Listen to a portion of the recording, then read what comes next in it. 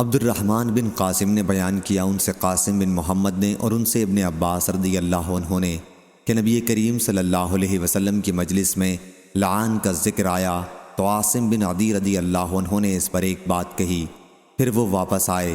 اس کے بعد ان کی قوم کے ایک صاحب یہ شکایت لے کر ان کے پاس آئے کہ انہوں نے اپنی بیوی کے ساتھ غیر مرد کو دیکھا ہے۔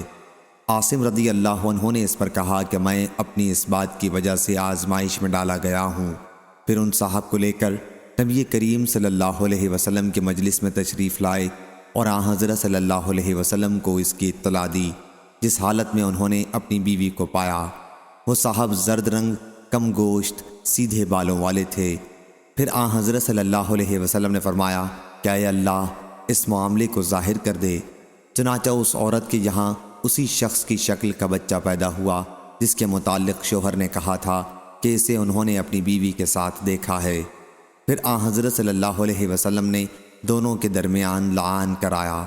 ابن عباس رضی اللہ عنہ سے مجلس میں ایک صاحب نے کہا کہ یہ وہی تھا جس کے متعلق آن حضرت صلی اللہ علیہ وسلم نے فرمایا تھا کہ اگر میں کسی کو بلا گواہی کے رجم کر سکتا تو اسے رجم کرتا۔